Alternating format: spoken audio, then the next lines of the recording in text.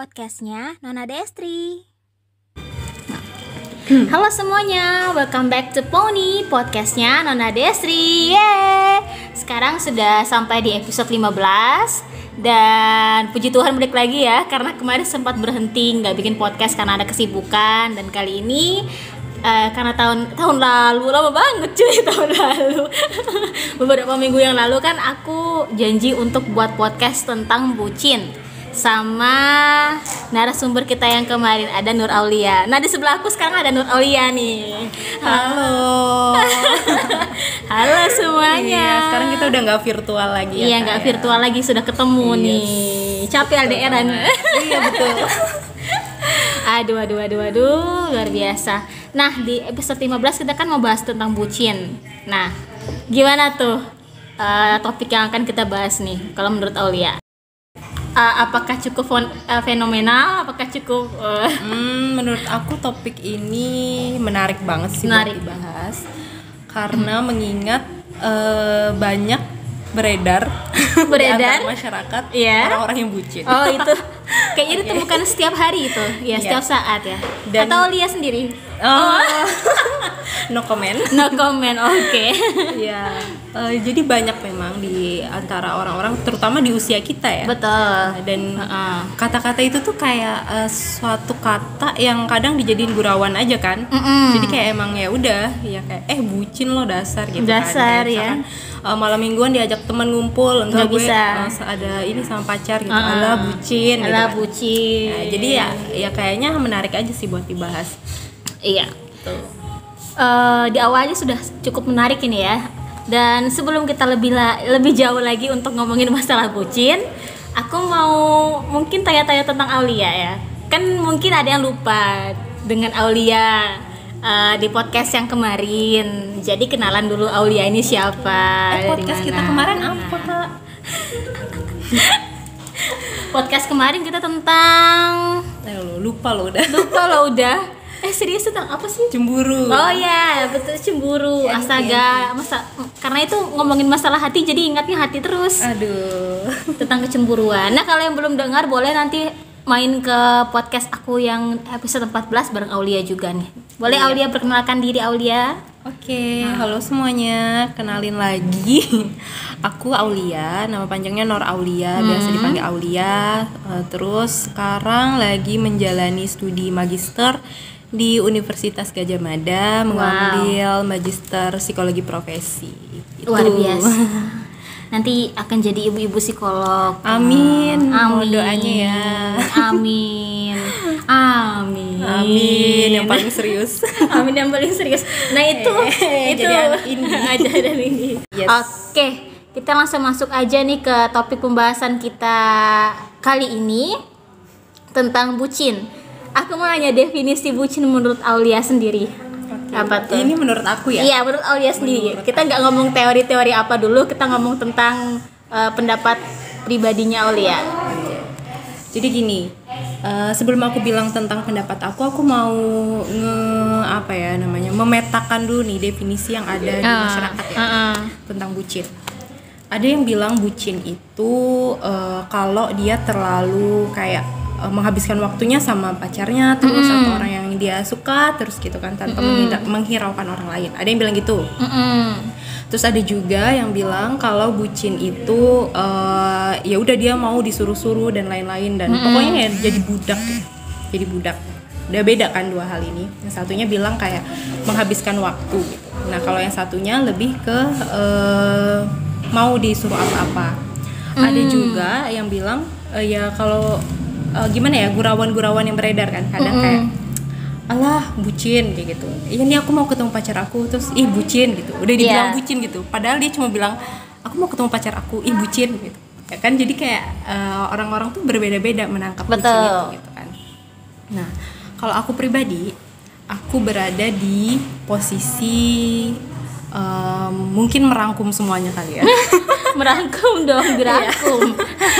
Jadi kalau menurut aku bucin itu nggak bisa kalau kita cuma melihat dia itu bucin kalau dia bilang dia mau ketemu pacarnya terus kita bilang dia bucin, itu nggak bisa hanya dari itu. Terus juga nggak bisa dengan hanya misalkan kita ngelihat dia selalu menghabiskan waktu sama pacarnya, terus kita bilang dia bucin. Nggak bisa kalau hanya dari itu. Menurut aku bucin itu suatu yang kompleks. Jadi banyak gitu loh aspek yang membuktikan kalau dia itu budak. Bucin. Kalau dia itu budak atas cinta yang dia rasakan. Tapi sebentar, aku pengen tanya nih, kalau menurut Aulia sendiri bucin tuh kepanjangan dari budak cinta atau butuh cinta? Oh my god. Oke. Ini kalau masalah singkatan ini ya. Sama-sama bu ya, butuh apa budak atau budak? Nih. Nah, oke. Kalau ini menarik ya. Ya. Kalau yang beredar di masyarakat memang budak cinta ya. Tapi sebenarnya mungkin bisa kita tarik kesimpulan gitu, dia jadi orang yang budak cinta karena dia butuh cinta. Gitu. Kalau aku pribadi, aku merasakan bahwa aku tuh bucin, tapi aku bukan budak cinta, tapi aku butuh cinta. Oh. Kalau aku budak cinta kan aku akan kayak melakukan apapun untuk orang yang aku cintai kan. Tapi kalau butuh cinta ya mungkin aku bisa jadi orang seperti yang tadi, yang pertama. Tapi aku bisa berpikir juga dengan logikaku. Ini worth it nggak sih untuk aku saking cintanya melakukan ini gitu. Oke. Nah, jadi mungkin bucin dalam artian butuh cinta untuk aku pribadi. Kalau untuk budak cinta, belum sampai ke tahap itu. Belum nyampe tahap itu. Oh tidak dong, tidak. Waduh, menarik sekali. Nah, mau nanya lagi nih, apa sih hal yang mendasari bucin itu terjadi? Hal yang mendasari bucin itu terjadi. Ini menurut aku pribadi atau kita boleh bawa-bawa yang aku pelajarin di sekolah gitu? Boleh, karena kita kan ngomongnya sama calon ibu psikolog ya kan? Iya, jadi kita boleh bawa-bawa teori. Tapi teman-teman, di sini kan aku masih belajar ya. Iya. Jadi kalau kalian mendengarkan podcast ini mungkin jangan langsung ditelan mentah-mentah gitu ya. Siapa tahu kan aku menyesatkan gitu kan. Jadi mungkin bisa difilter dulu, diambil yang baik-baiknya aja gitu ya. Iya. Nah, tadi gimana pertanyaannya? Hal yang mendasari bucin itu terjadi. Oke. Hal yang mendasari bucin itu terjadi. Ini kalau bucinnya itu mengarah ke negatif ya. Kita bicaranya boleh. Dalam konteks itu gitu. Nah, kalau yang dari aku pelajari itu banyak faktor yang bisa melatar belakangi seseorang menjadi bucin. Jadi kita nggak bisa nih menilai kayak misalkan dia bucin, oh mungkin kurang kasih sayang. Nggak bisa tuh cuma hanya itu. Gitu. Atau mungkin menilai, oh emang dianya aja kayak gitu orangnya gitu. Nggak bisa. Karena bisa jadi ada faktor dari masa lalu. Betul. Kemudian ada faktor dari kepribadiannya. Nah, itu banyak faktornya. Mungkin kita jabarin satu-satu kali ya. Boleh. Dari yang masa lalu nih. Masa lalu ini berkaitan dari gimana dia tumbuh dari dia kecil. Jadi bukan hanya masa lalu yang berkaitan dengan permasalahan cinta yang traumatis ya. Bukan hanya itu, tapi bagaimana dia dirawat ketika dia masih kecil sampai dia besar. Nah, mungkin ketika dia masih kecil dia ini belum mendapatkan banyak perhatian yang cukup dari orang-orang sekitarnya, atau cinta yang diberikan orang-orang di lingkungan keluarganya itu adalah cinta yang bersyarat. Iya, jadi ada tuh istilah di psikologi namanya unconditional positive regard. Jadi itu adalah sebuah cinta yang bersyarat. Jadi ya unconditional gitu. Conditional positive regard itu cinta yang bersyarat gitu ya. Nah, tapi harusnya orang mencintai itu unconditional kan. Betul. Nah, gitu. Nah, itu mungkin dia diperlakukan seperti itu sama orang-orang terdekatnya. Misalkan nih, ibunya bilang, kamu anak mama kalau kamu pintar. Jadi kayak dia harus pintar dulu supaya dia jadi anak mama. Jadi kayak untuk mendapatkan rasa sayang dari mamanya itu dia harus melakukan sesuatu dulu, ada syaratnya gitu. Nah, itu ya. Terus misalkan dia udah tumbuh di keluarga yang seperti itu, terus dia tumbuh besar, jadi ketemu teman-temannya gitu kan. Nah, ternyata teman-temannya pun melakukan hal yang sama gitu. Lalu suatu saat ketika dia menemukan orang ini, laki-laki ini misalkan, ternyata laki-laki ini bisa menerima dia tanpa syarat. Gitu. Nah itulah yang mungkin membuat dia merasa kayak sudah nyaman sama orang ini karena hanya dia yang bisa mengerti, hanya dia yang bisa menerima dia tanpa syarat. Gitu, itu bisa ya faktor masa lalu bisa dari situ. Terus kemudian kalau misalkan faktor kepribadian, mungkin dia misalkan orang ini punya kepribadian dependen ya. Jadi kayak ketergantungan gitu, mudah tergantung sama orang. Nah, ketika dia ketemu sama laki-laki dan kepribadian dia memang seperti itu, ya jadi ya dia nggak bisa lepas dari laki-laki ini, maka dia terus tergantung sama laki-laki itu. Atau laki-laki ya yang ketemu sama perempuan gitu kan, dan dia dependen. Nggak jarang loh, banyak loh laki-laki yang juga dependen. Iya, itu temen aku juga banyak yang kayak gitu kasusnya. Jadi belum tentu laki-laki itu semuanya independen mandiri gitu ya. Banyak juga laki-laki yang butuh pegangan, yang butuh apa ya, gelendotan gitu. Ceweknya tuh banyak gitu. Jadi ya itu sih bisa faktor kepribadian, masa lalu gitu. Cuman yang banyak aku temui memang yang dari masa lalu tadi sih. Jadi kayak masa lalunya ya emang dia dari keluarga yang mungkin seperti itu, kemudian hubungan pertemanannya juga seperti itu, lalu ketemu laki-laki yang bisa menerima dia, jadilah dia nggak bisa lepas dari laki-laki itu dan menjadi bucin.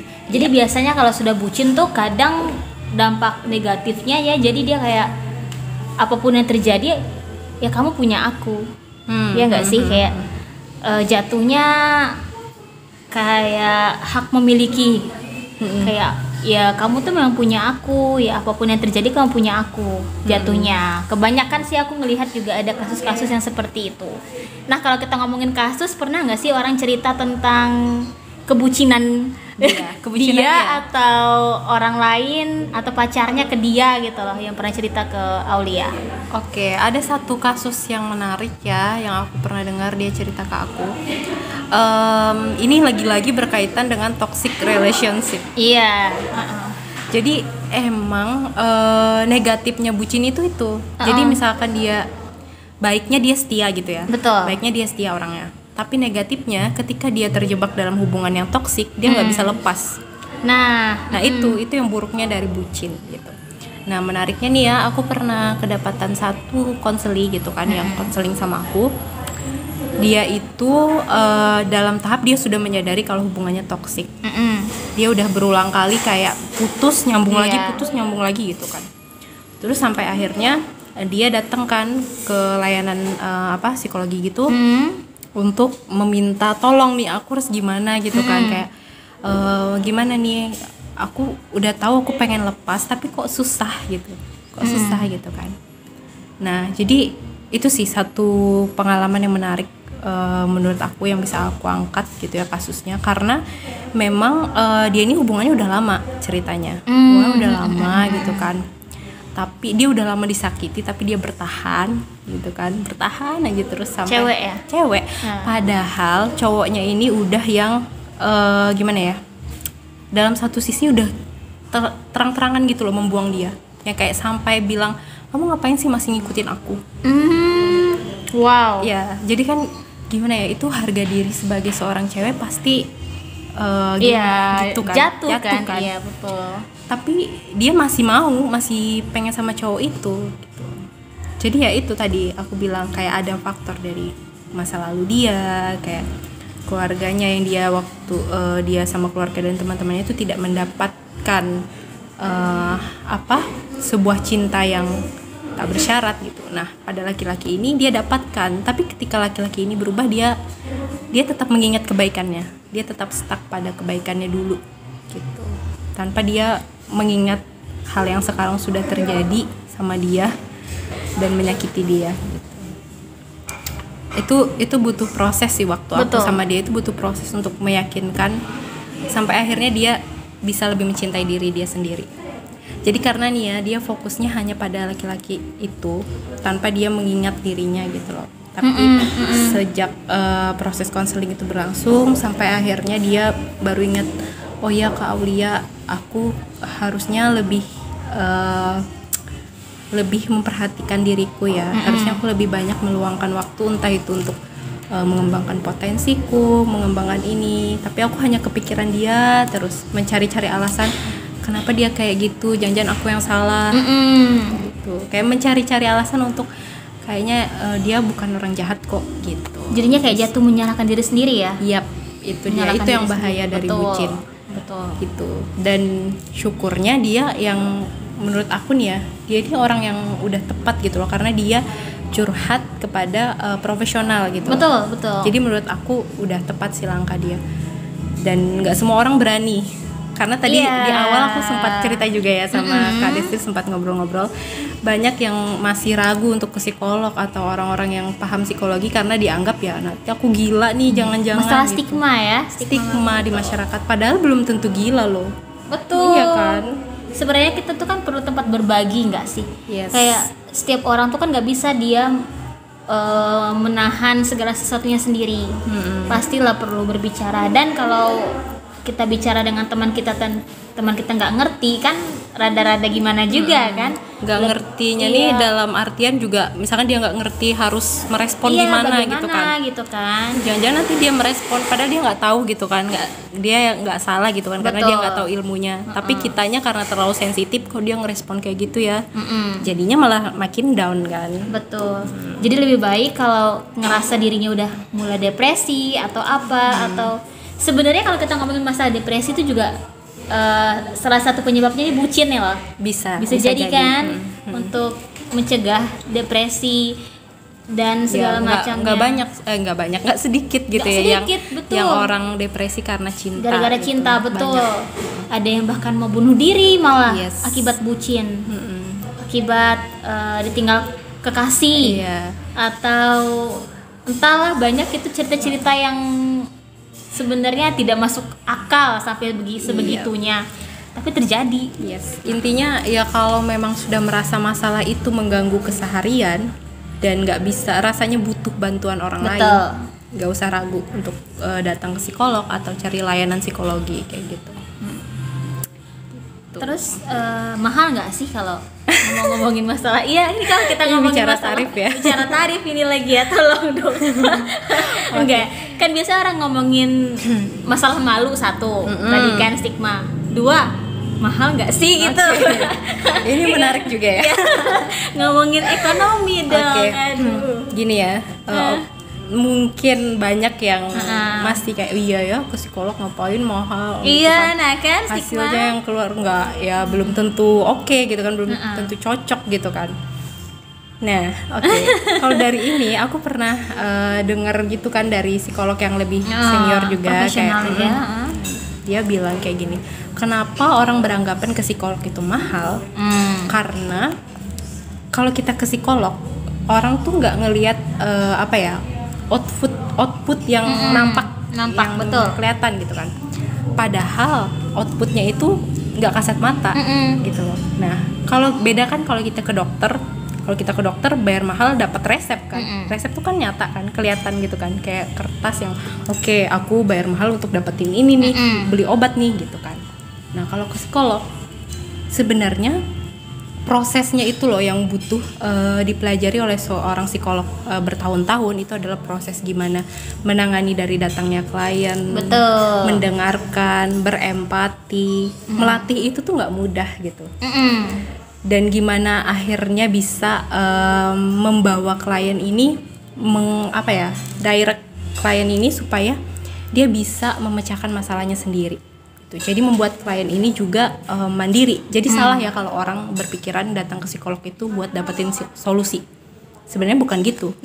Itu juga sering terjadi ya. Jadi kita tuh bukan penasehat gitu loh, bukan yang datang terus ini ya solusinya, dah. Bukan kayak gitu prosesnya. Kita tuh juga ada proses untuk membangun gimana orang ini bisa berfungsi sepenuhnya sebagai manusia gitu loh.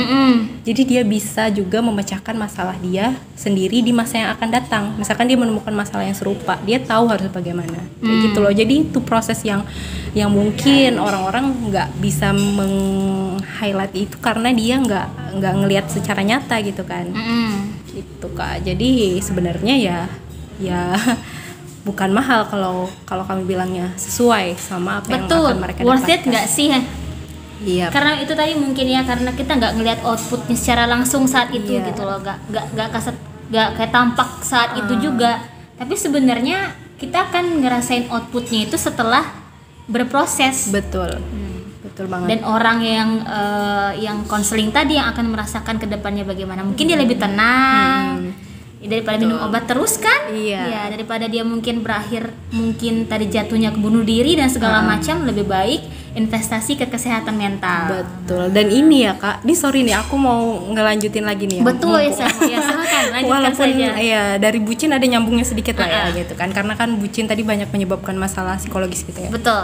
Oke, jadi ke psikolog itu pun kalau memiliki masalah psikologis sekalipun, misalkan tidak mau ke psikolog karena mungkin terkendala biaya, sebenarnya bisa datangin layanan psikologi yang gratis, banyak loh. Oh ada? Banyak Kak. Jadi layanan psikologi online tuh ada, biasanya yang menangani itu konselor.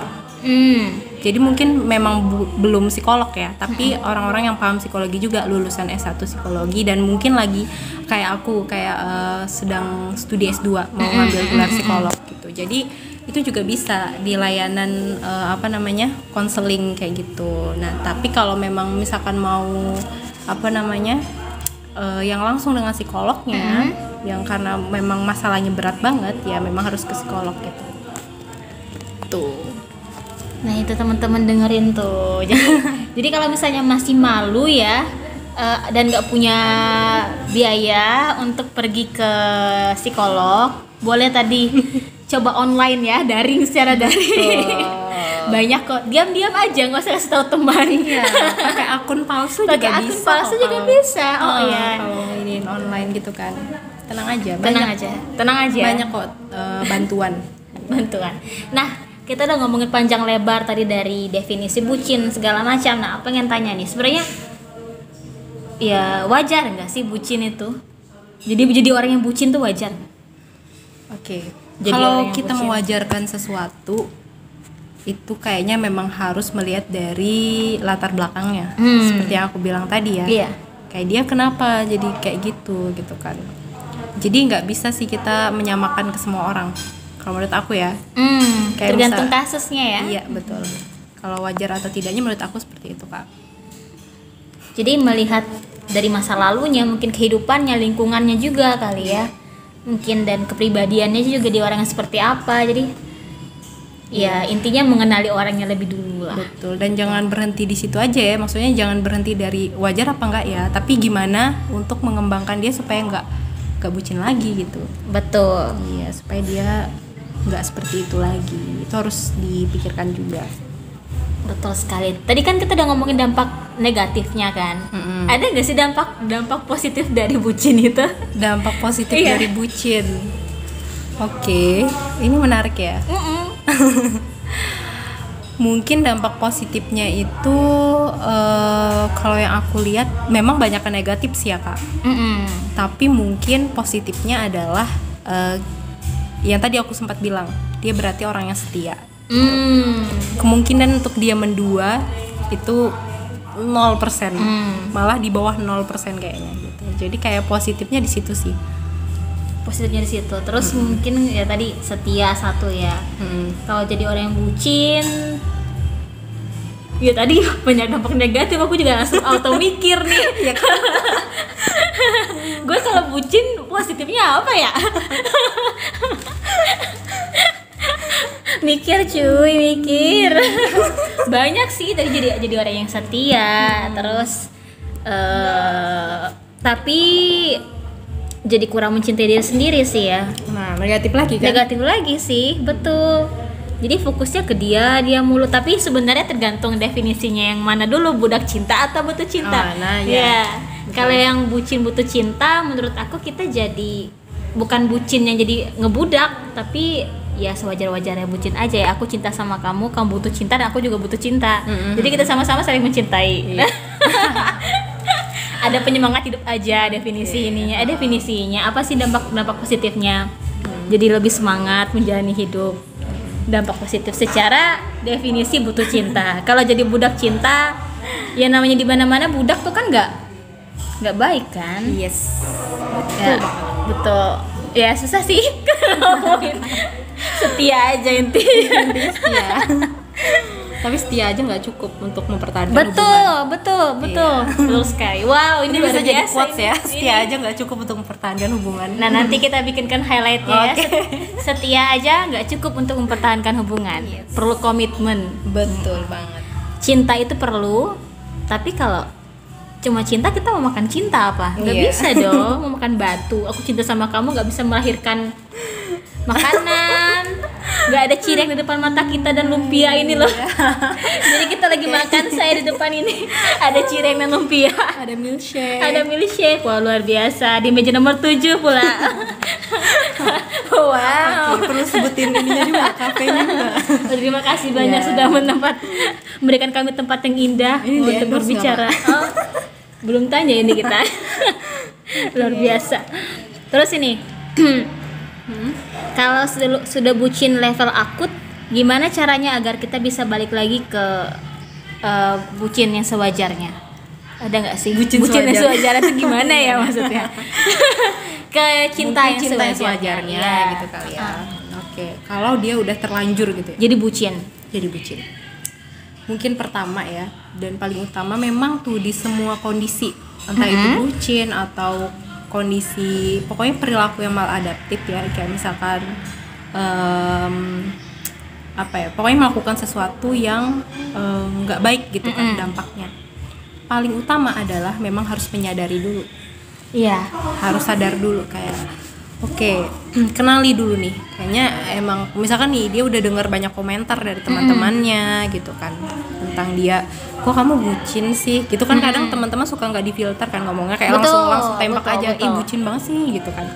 Nah, jadi misalkan dia udah dapat banyak nih komentar dari teman-temannya, atau mungkin satu sisi pasangannya juga merasa nggak nyaman gitu kan, kayak kamu kok terlalu ini banget kayak gitu, entah dia terlalu bergantung atau dia terlalu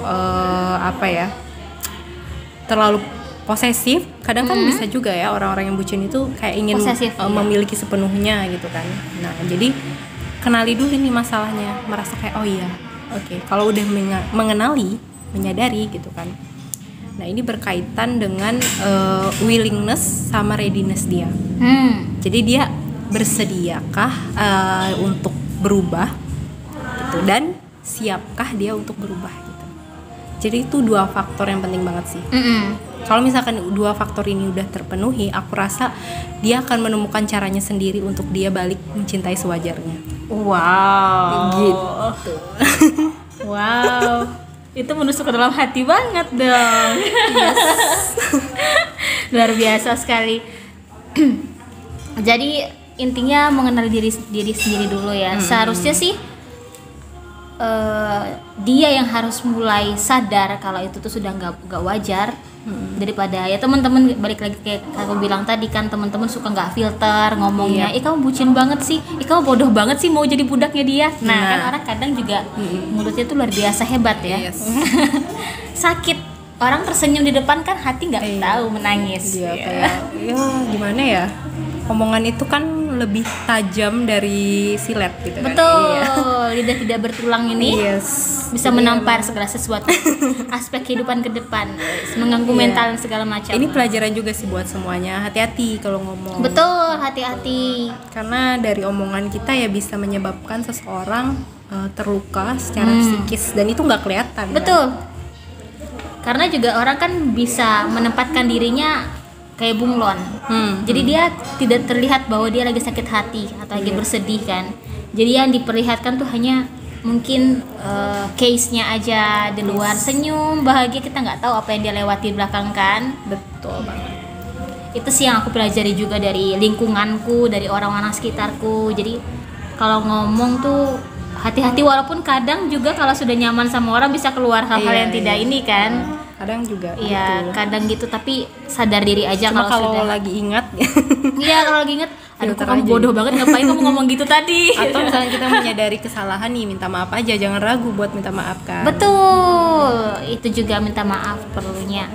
Nah, ada nggak sih cara untuk nge-prevent atau mencegah kebucinan itu terjadi sebelum itu terjadi?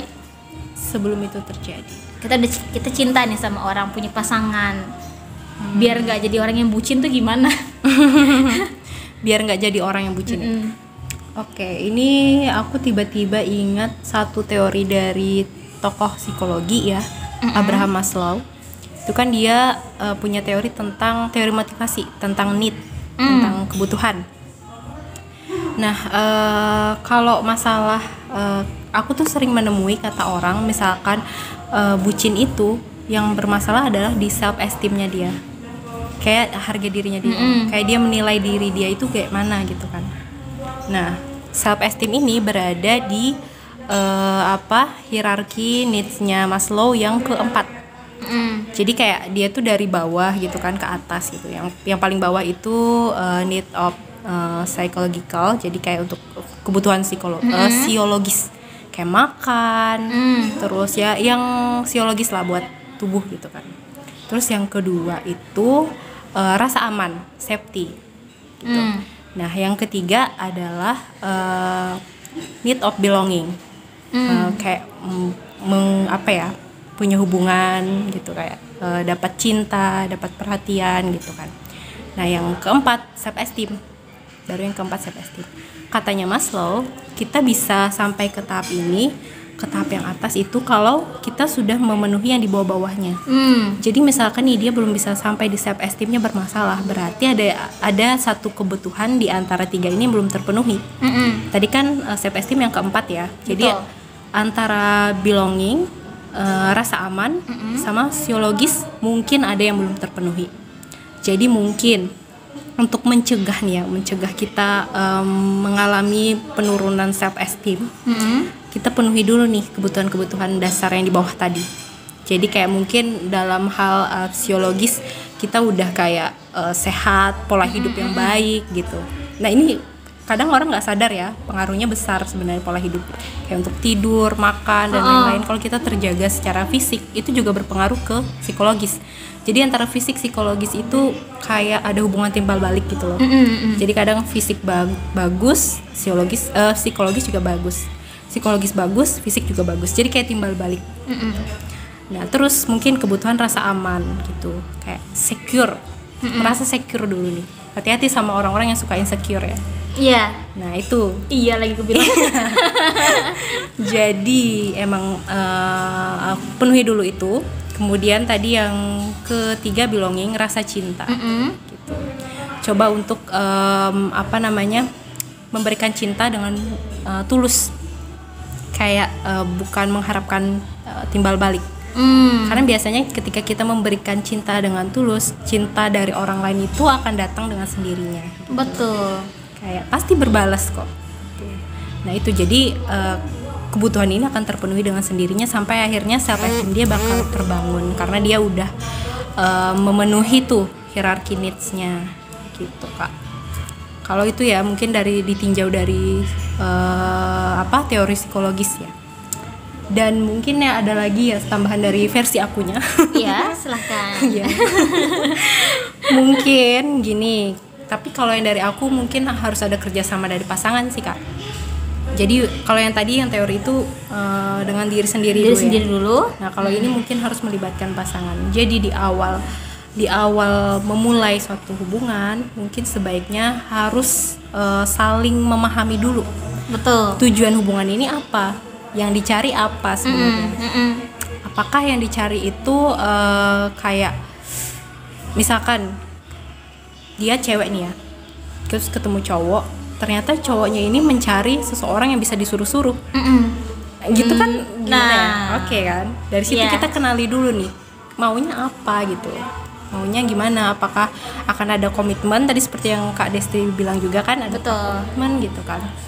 Nah, terus misalkan sudah di awal mengetahui satu sama lain, terus rutin juga mengevaluasi mengevaluasi hubungan.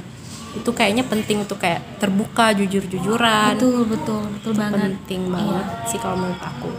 Terus juga mungkin selain itu, selain jujur-jujuran, selain terbuka, selain apa tadi yang pertama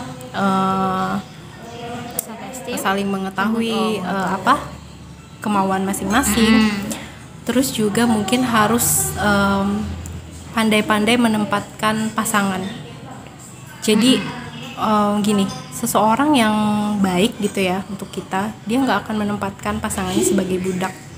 Betul. Nah, justru kadang bisa menempatkan diri entah sebagai teman, sebagai kakak, sebagai ayah, sebagai ibu gitu kan.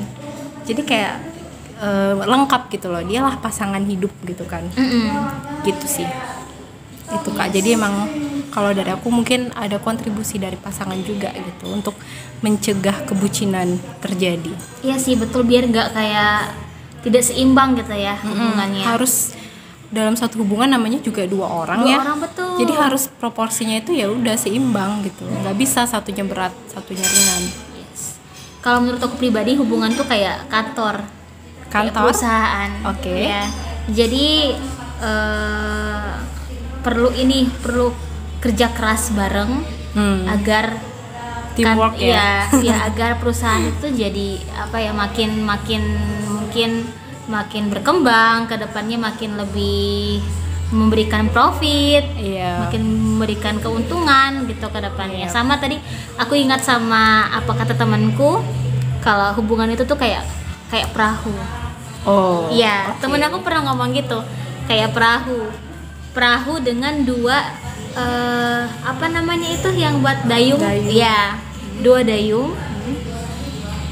Kalau misalnya yang satu mendayung ke kanan, yang satu mendayung ke kiri, dia kan nggak akan kemana-mana kan? Nggak sampai-sampai. Nggak akan sampai-sampai ke tujuan, bingung kemana arahnya.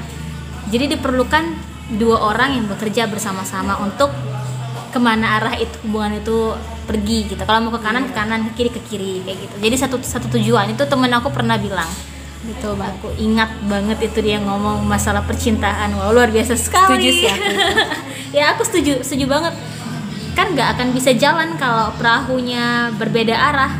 Tapi perlu kerja bareng agar perahu itu bisa ke tujuan yang sama. Yes. Ke kanan, kiri ke kiri. Nggak bisa dua ego itu nggak bisa ke kanan ke kiri, karena nggak akan bisa ke sana kemari gitu kan. Perahunya akan stuck di situ-situ aja.